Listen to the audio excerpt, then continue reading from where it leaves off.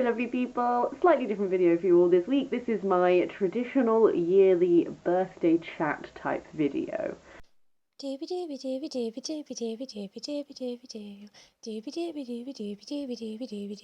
Vlogs. Every year for the last few years, when it's my birthday, I like to just like sit down, do a little video, do a little check-in, assess where the year is at. I've got my cup of tea, which is potentially a bold move because it's supposed to be the hottest day of the year so far this year, but I'm filming this early enough that I can still bear to drink a hot drink and not be melting. My birthday was Wednesday the 24th. I am filming this on Thursday the 25th. This will be posted on whatever the following Wednesday's date is. I'm not doing maths right now. So yes, that's just a time frame when my birthday was. What I usually do is I just sort of like have a little look back on what the year has been. I like to sort of imbue, because my birthday falls in the middle of the year, it's quite a nice point to like just sort of like check in with myself, see how I feel like I've grown, what I feel like I'm going to go for next, like how do I think 26 is going to be, and then like every time at the end of next year I'm like, do we got a plan? But you know. Essentially, 25 has been an interesting year that can pretty much be split exactly into the first half of the year was shit, the second half of the year has been lovely. When I rewatched last year's video to like see what the goals I set myself were, and last year's video I was like, oh, 24 was like a year of like weird health stuff, blah blah blah. As is so often the way in life, things got worse before they got better, but things are now better. So I won't go into it too much because like no one wants to just sit and hear me waffle. I've mentioned before, I have recurring problems. I have eczema that can get quite bad. It got quite bad because of a variety of reasons. But suffice to say, when I did my check-in video last year, my first goal I set myself was, and I quote, treat my body well, be gentle with myself. What actually happened is that I got put on some medication to help my eczema. I had a really bad reaction to coming off the medication. My entire body swelled up. I had not one but two skin infections, which meant that I lost my ability to regulate my own temperature, which was a time, and shenanigans. It was not a great time. In the grand scheme of like illnesses, we're fine. It's chill. But in a personal space, it was testing time, got quite low, was not a great time, but on the bright side, dermatology, they were great. Essentially, I've come out of this with just this is such a minor, like, you know, there's people who go through so much more intense, life-changing, life-threatening stuff. I've just come out of this with such an appreciation for our NHS, because I was really struggling, and Tina at dermatology just swooped in and just like gave me the tools I need going forward, so that she's not just like healed me, but it's like I now understand where everything went wrong. I now know if this was to happen again, how I can make changes that mean I won't be having hot flashes multiple times a day for like 40 minutes at a time. That was not a good time of my life. So, that's good. So that sort of like was my first 6 months of being 25. Not great. And then it was literally like end of December, finally going to dermatology, early January, doing much better.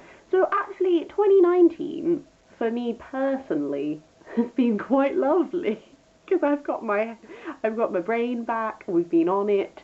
So that's like interesting. In other aspects of my life, I am currently feeling rather fulfilled, which is nice. So, I've had a really good like professional year. Like I've mentioned a couple of times, I don't talk about my job too much on here because like, you know, personal life, professional life divide. But I work for a magazine publisher. I write children's magazines. I write about 7 children's magazines. I love my job. I work with the loveliest bunch of people. I feel very fulfilled in what I am doing. it's been an exciting year for the job this year. For example, like I work on Horrible Histories magazine, and this is our movie special because Horrible Histories movie will be out now. But we got to do an exciting special. I got to go to the premiere, which was really fun. I'm hopefully about to be going to see the Horrible History stage show, which is very exciting. So that's just like been an exciting time, challenging myself, taking more on at work, sort of like feeling a bit more confident with what I'm doing. That's always nice. I feel very settled in my personal life. I think because the first half of being 25 was quite testing to me. I'm usually like I find it quite easy to be positive most of the time, but like the first half of this year really did test that. But it also showed me that I have a lot of people in my life who look out for me, who look after me, and if I need them, who are there for me. So like, nice things. Whenever I have these times where you're like I can identify certain periods of my life that were particularly testing. Not while I'm in them, because I'm not, like, after they've happened, I like to look back on them and I'm like, oh, that was a time of growth. That was a time where I really grew as a human, and by growing as a human, I pretty much mean really tested my limits. But, like, it's nice to come out of something that was a bit shit, but be able to look back on it and identify and be like, actually, this experience has shown me that there are a lot of people who care about me, and that's really nice and valuable. Just to go to the resolutions I set myself last year, I mean, treat your body well, be gentle with myself. I'm doing that more now. I have a much better understanding of what the things that triggered off all of the kerfuffle last year were. Turns out I was allergic to my sun cream. That didn't help. And it's easier to be gentle with yourself when you have a better understanding of how yourself works. I don't know if that made any grammatical sense. My second goal was the one that I carried over from the year before, which was take driving lessons. I have not done that, because in times of deep stress, do you really want to add in the deep stress of attempting to navigate a moving vehicle on some roads? I didn't, so I haven't. And I feel okay about that, and I'm not going to set that as a goal for this year, because I know myself now. Maybe I'll learn to drive one day, but it's not going to be right now, because I've got enough to handle. And then I also set myself, wanted to learn the harp last year because I got really into going, like when I went to the theatre, just watching harpists and being like, oh my god, I would still like to learn the harp one day, but that's quite an investment of both money and time. What I've done instead is I have set myself the goal of get a hobby. And the hobby I've got is really nice actually. Essentially, back in the day when I was at school, I did textile art, GCSE, had a really great time doing it. Haven't done anything for a while because it usually involves needing a lot of stuff. So I bought myself an embroidery kit. This is a printed design, but the kit tells you what stitches you need to do. So like, I don't know how well these are going to show up. I've got some little French knots. I've got some little stitches here on some little flowers. I've been working on the blues first, and then we're going to do the reds. And then we're going to work our way up to some other colours. But yeah, so I essentially realised that, like, I don't do that much stuff with my hands anymore. Like, I read a lot, I go to work and type a lot and stuff, but I was like, I used to do crafty things. I used to use these hands to play guitar. I used to use these hands to play saxophone. I used to use these hands to stitch things, and I was like, what am I doing with my hands? So I got this real like yearning to like go back and like start doing things with my hands, being crafty, using them properly. So I'm generally doing that in moments of like stillness and quiet. So that's probably going to be something that I just tick over for a while. But if I like that, there's loads of like embroidery kits on Etsy and stuff. So it's quite nice to have like a guide to get you back into it, and then like as I get more confident, maybe I can just do my own embroidery hoops, just freehand. But yeah, so that's really exciting. After that, I don't. I was gonna be like, I don't really know what other goals to set myself, but that's the whole point of this video. Essentially, I think when I was younger, setting goals was more useful because I was in that in-between stage where you've just graduated university, you're trying to make it in like adult career jobs and you don't really know what you're doing. So I found it helpful to set myself some rigid goals because it was like putting structure into something which felt very unstructured. I'm feeling much more comfortable in myself the more time passes.